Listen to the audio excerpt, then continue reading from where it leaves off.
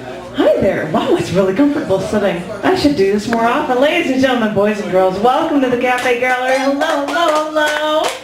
It is great to see everybody, and I should not be doing this. He was busy buying a book, our host here, our host, Bob Rashkow, and he's going to take over for the rest of this evening.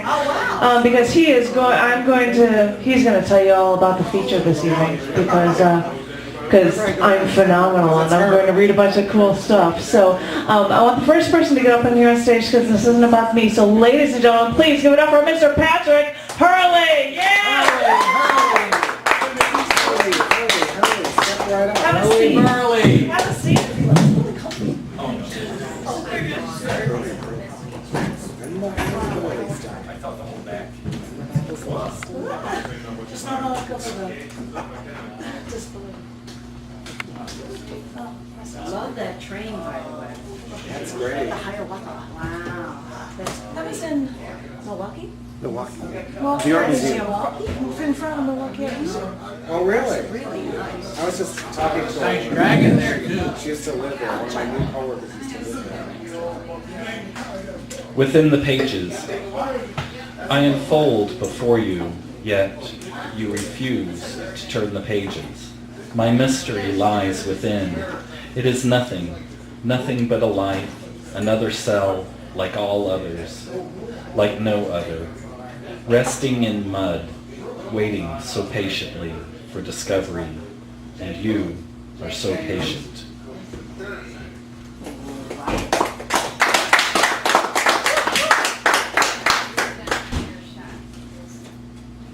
Sorry, trying to find new stuff, but there are too many fragments. Those are Twitter-length poems. You have to get them, cram them in. What's Twitter? What is this Twitter thing of which you speak? I might have read this the other. Freshly fired. He holds his cigarette delicate as a rose petal between thumb and middle finger. Index gently touches the end. Ring finger feels the heat of the ember. It's the smoke that draws his attention. Ghost swirls from his lips, floating free to the universe. His hand limp, relaxed. His hold relaxed. The cost is known. Another day off the end, another round in the chamber, spinning the cylinder another day, less. It's cathartic, passes the time. And what is life without enjoyment? This slow decay, as the mind and body begins to fold, as the weight of experience begins to push him down, he begins to melt into the floor, spread out within the universe, like Billy Pilgrim, become unstuck from time. Moments certainly felt like it. Moments certainly felt like it. And there was a certain aroma, the scent of a freshly fired round in the chamber.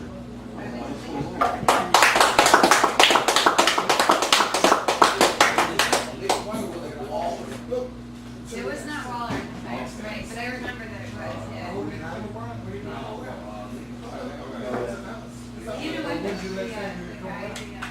It has come to this, a change of seasons. It has, wondering where the next. It has come to footfalls and unknown directions, this time when one must decide to decide. It has come to this, day to day, creeping petty pace of tomorrow and tomorrow and tomorrow. Come to this, getting off the boat, going all the way, ready to face all the tigers in the jungle, to face the night's bitter cold, the day's vanquishing sun, ready to walk face exposed to the rain, accept moisture as a gift. It has come to this place where this voice within receives attention. It speaks now to come to where you've been, where you're going. It has come to this, a change of seasons.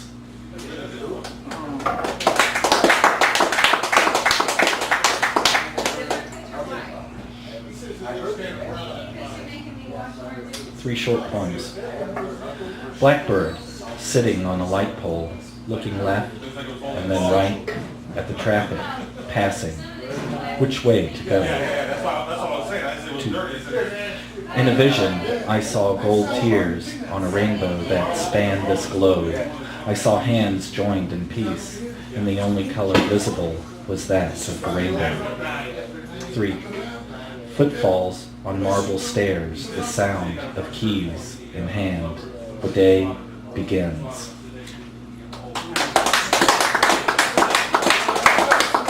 Jan? Time? I'm not the host. Oh, That's Bob? Bob's here. Time?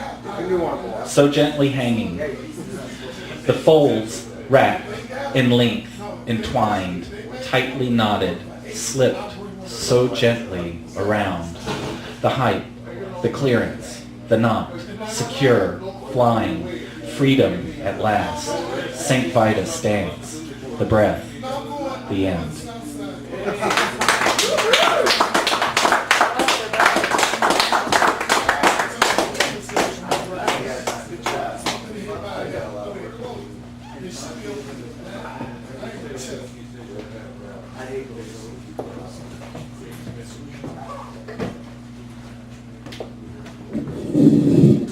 Hello, as Seinfeld would say.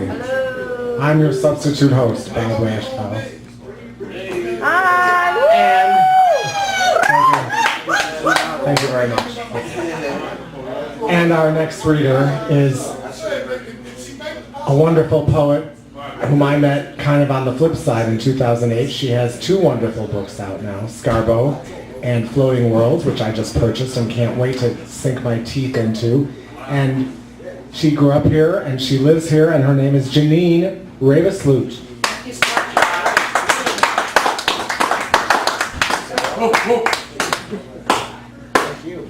you so much. And thank you for purchasing my book. Oh, yeah. thank you. I'm going to start with Father before his second scheduled operation. We sit together on the red metal vintage swing on the screened porch that looks out onto a garden of summer roses. You're eating a bowl of Ben & Jerry's chocolate ice cream with obvious delight before you say, I can't believe this is happening to me. I won't make it through another operation. Then we both hear the bright chirps of a house sparrow hanging upside down from its suet ball holder cage in the linden tree. See his small body spin in the half-light of early dusk. We can't help it. We laugh until we begin to cry. As some of you know, I spent some time in Spain, which I truly adore, and in Italy and the Bahamas. And so this is called Espetas de Sardinas. We walked through the Paseo del Parque de Malaga.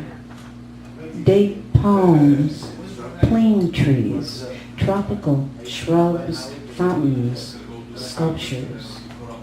Walk past old women who dust down whitewashed walls with small white rags. Not far, you say. I see it. The Paseo Maritimo, La Malaguita beach, blonde sand imported from the Sahara Desert. Beach bars, old sand-filled boats turned into barbecues. Sardines cook on skewers. Sardines a la sal, whole sardines. We eat heads, eyes, tails, rub our hands on our body when we're finished. The stench of sardines lingers on our fingers, arms, legs. The not unpleasant aftertaste of oil and salt on our tongues. How to describe it? Describe you. Your propped up right arm, exposed white breast resting on a beach blanket, the sun spinning like a net of caught fish just above the Mediterranean.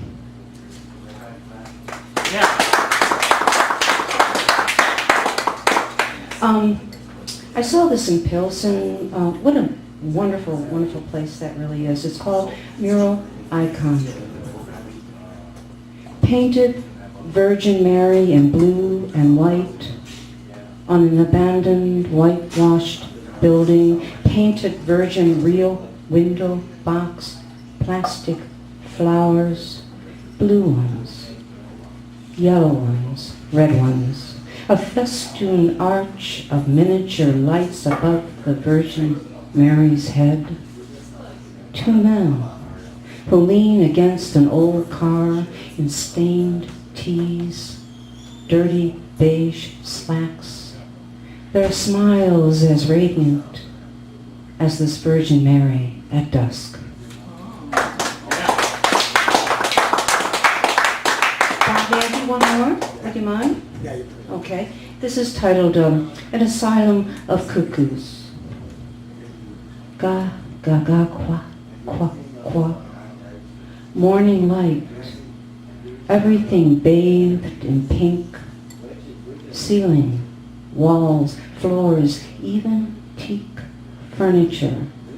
Our veranda looks out to see miles of sand stained pink by millions of tiny granular shells. Ga, ga, ga, quack, quack, quack. The mangrove cuckoos sing while your pink negligee knocks above your sleeping hips that flare like incoming jellyfish on wrinkled blue water. Ga, ga, ga, quack, quack. I lie down next to you, close my eyes. Driftwood, tide, quack. Thank you.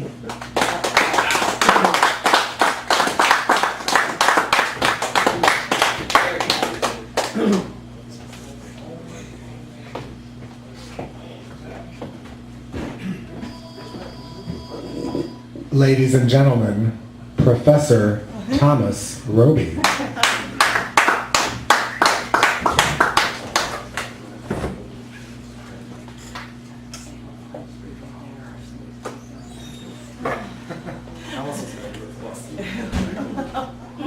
Oh, what is your consciousness?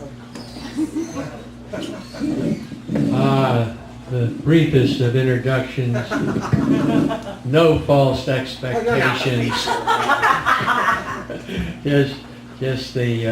just the poems, ma'am. I have resolved to read poems by others as well as my own. And this is a poem called High Hurdles by Dick Kalish, who was a presence on the scene a decade or two ago. He was a high school coach, and I'm going to read this first of all in slow motion so you can get the words, and then I'm going to read it as fast as the runners go. High Hurdles. The pistol flash, and off they dash, as lithe and fast as breezes blast a leaf along. No tune or song goes quite as strong or near as true as hurdlers do, and all too few can dance the tune that hurdlers do in the afternoon. Bang! The pistol flash and off they dash as light and fast as breezes blast a leaf along. No tune or song goes quite as strong or near as true as hurdlers do, and all too few can dance the tune that hurdlers do in the afternoon. Nice. I like it. High Hurdles. Dick Kalish. Hope you're listening there, Dick. All right. Janine and I have been reading some Ted Kooser, and this is his Pulitzer book, and it's plenty good. Plenty swell. Yeah. So I'm just going to see if I can find one of the ones that I like. How about the moth one, babe? The Moth. Oh man, that is so beautiful. Yeah. All right. See if I can find the Moth in here. Just look at the exotic words. Very exotic name. Yeah. All right. So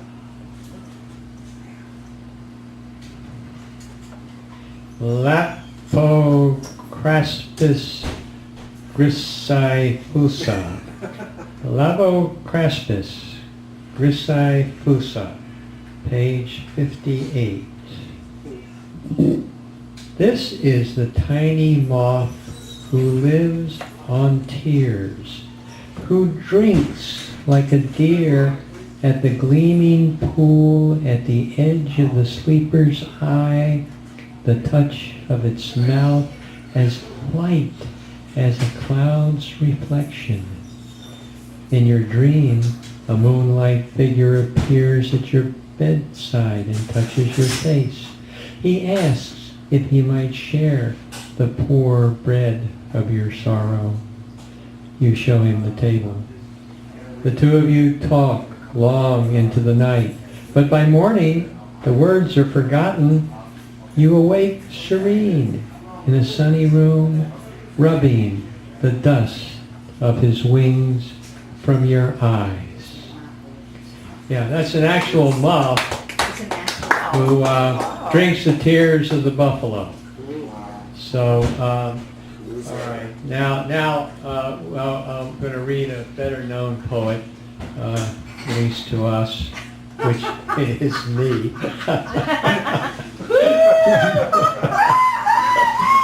Yeah. Okay. So here is Persia, 1978. On a cloudy afternoon the year before the Ayatollah stops tourism, we bump along an ill-kept path, irritable, dodging sinkholes. The sun sets a brief scarlet flag on the horizon, leaves a chill twilight over the circle of the plain. It is dark when we reach the shrine of the warrior who forged the Persian Empire, the statesman who ended the Babylonian exile. The tomb of Cyrus the Great makes a great mound outlined against the night sky. We curse wrong directions, miss turns that bring us here too late, wondering how it looks in daylight. Our tired minds turn to where the next village might be when a procession of bells rings out. We switch on headlights, find a flock of sheep curious about night wanderers to this abandoned souvenir. Persia.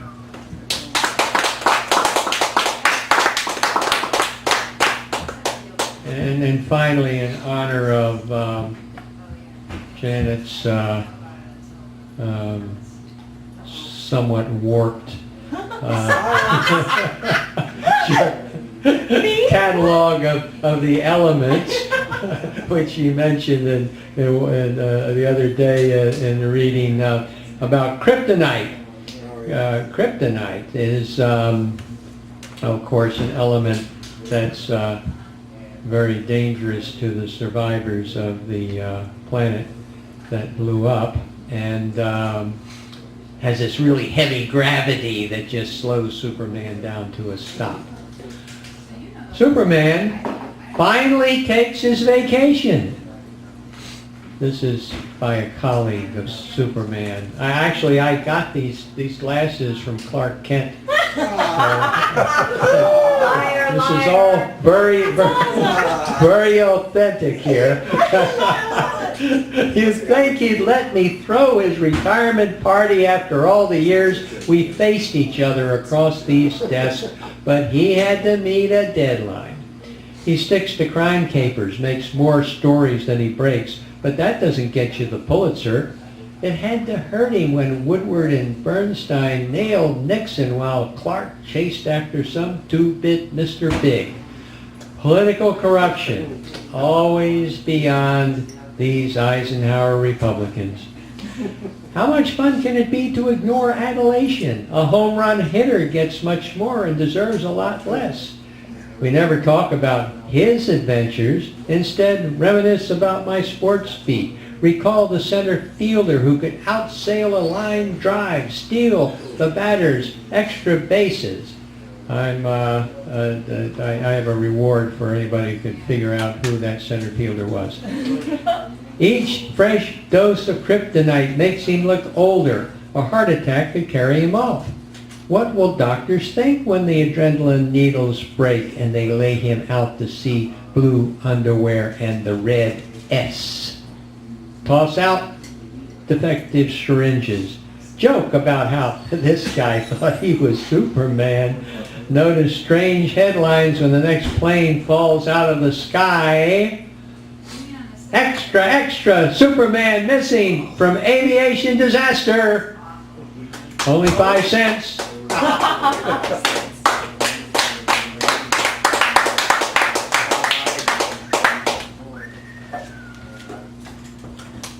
I'm going to talk. I'm not introducing anybody, I'm just talking. You can go on up here, honey pie. I was just going to say, I just heard a thing on the news that the guy that does the voice for Elmo, hi, I'm Elmo, or whatever the voice, the guy that does that voice, actually has 2 charges against him for, they're like child rape or child molestation causes. This was a... Muppet molestation. It's a... Muppet molestation, I love it! Well, I thought the guy who brought up the charges I rescinded them. think he dropped it. well, there were 2 different charges, and the guy just actually decided, I am going to step down from working for Sesame Street because I don't want any of that to go on or anything. So, because of this is what Sesame Street supports with all that. If anybody wants a Romney bumper sticker now, you can have it. Believe in America. So. I just befriended him. I was just like, you what? I've got my elbow down. What I is like that? Big Bird. My children always watch Sesame Street. And how much money? And how much money does PBS make? Does it really need the funding? Other things. Why am I talking about? If anybody wants a Romney sticker, but you can't deface it, because that would be cruel. Get it up here. Let's not bother you. They know how to do Something like I have involuntarily or inadvertently volunteered to be number 4 because Charlie Newman's not here. Oh. Yeah. I just wrote this one.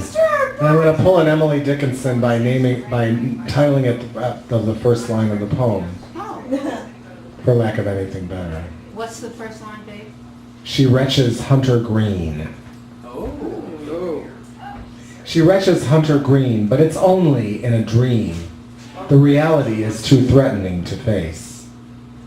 The nursing home is vast, but it's only in the past that waits to scare behind a gilded screen. Resolved to go along, remind yourself they're wrong. Why would this remembered illness last? In other dreams I've sensed, been sure of the evidence, she flourished and beguiled when she was young. Thanks. It's kind of a work in progress. I might expand it, I might change it, I might do neither of the above. And now, from the Outlaw Bible of American Poetry, this is by David Lerner. You're under arrest. I'm not going to read the whole thing, I'll read the first part. Oh, no, read the whole thing. It's 2 whole pages long. Oh, don't. 2 whole pages? Janet's got to start at 25 after 8. Although we've only got 1 more open mic reader, so we might do a question and answer session, we'll see. There you go. Do you want to do a break, Janet? Should we break? I need like a 2-minute thing to make sure everything's set up before I start, but you know. Yeah. All right, well, we'll see how it goes. Okay. This is for Rimbaud by David Lerner, and it's called Thief of Fire. I know you, like I know my dick, the way you burned and fled, savaged by beauty, possessed by genius as kind as a hangman's noose. I'd have liked to share a number with you, as the late night glaze of North Beach glowed over into dawn, talking about everything at once. I'd have liked to drink you under the table at some bar with just the right amount of dirt on the floor. I'd have liked to take you down the highway in a stolen car, throwing rocks at everything that moved. I'd show you this great raw beast, America, the wilderness of its cities, the chill horror of its suburbs, its brilliant emptiness. You'd have looked good on a skateboard in green hair, mowing down pedestrians and racing through red lights. You'd have looked good, dying in Vietnam, catching a grenade in your teeth after fragging the lieutenant. You'd have looked good on the streets of San Francisco during the last war, the one that peaked in '67, selling bad acid to idiot hippies and turning the real clowns on to STP. Thanks. Wow. I have to stay up here because I'm introducing our final, I think he's our final reader. Is he? I don't think anybody else has come in. And now I am very proud and honored to introduce my erstwhile partner in crime, who teaches English to aspiring technicians and engineers at DeVry University, and whom I can always count on to make it a two-bob night, and who has joined me in theater and poetry and clowning around, Mr. Robert Lawrence.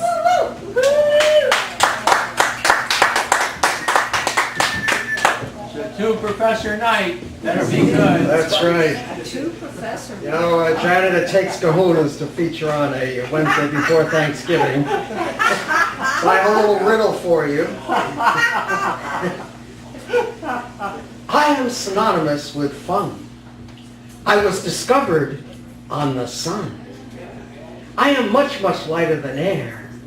I can make your voice become fair. Who am I? And the answer is Elmo. Helium. yes, very good. Very good. Wait, Elmo or helium? Hey, I'm those fun with the elements, yay! That's right. A little riddle just for you. All right? I got competition for my element poems. Just made that up tonight. Here's a piece called Thanksgiving, which is tomorrow. Over the brown-skinned turkey, my father holds the carving knife, freshly honed, razor sharp, shining in the fluorescent kitchen light. The same knife his father held, sharp, shining in kerosene light. He stands poised to strike like an able executioner, only the victim is already dead. Let us give thanks for this bird, he says, angle slicing into the breast. Steam rises from the severed meat. The vegetarians weep and wail. Oh my, you're slaughtering millions of defenseless birds. Well, if there was no Thanksgiving, those birds wouldn't even exist, he adds, piling slice on slice. We give these birds food to eat and shelter. Let them be thankful. As I munch on a springy chunk from just under the skin, hot, moist, seething with lush flavor, I silently wonder, has my father, rotund from drinking his own beer, red-faced from laughing at his own joke, been created in the image and with the mindset of God?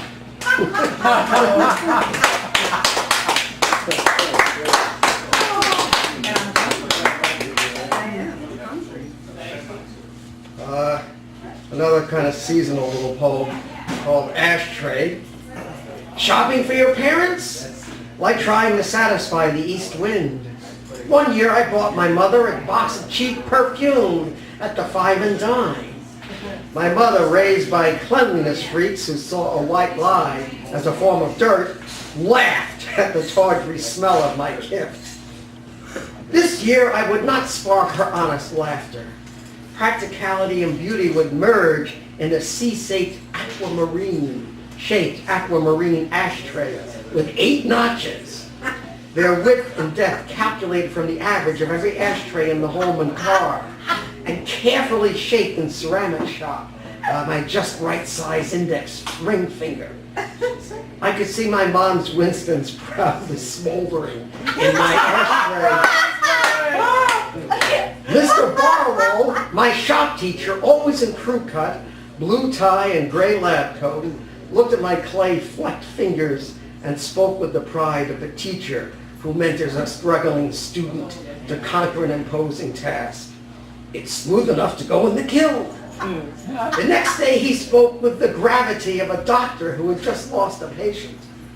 I'm sorry, Billy, but last night your big ashtray broke in the kiln. A budding sense of social decorum kept me from replying. My name is Bobby, not Billy. I asked my friend's older brother to pick up a carton of cigarettes. I shredded half a roll of wrapping paper before the carton was wrapped neat and tight. Ah, something practical, said my mom, as the red Winston label poked through torn paper. She opened a pack, pulled out a smoke, and took a few puffs. Next year, Bobby, try to think of something more original.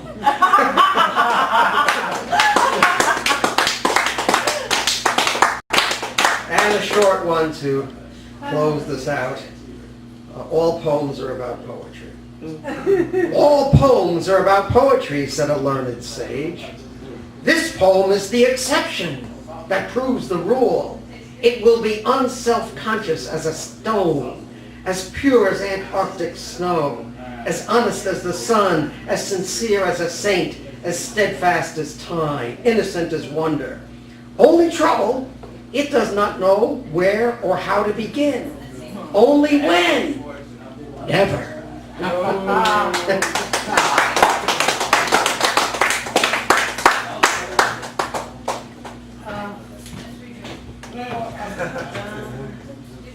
Bobby.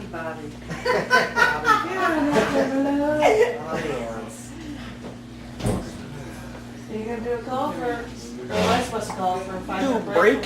Yeah, he's the host. You're the host, get Let's on take there. a 5-minute break. All right.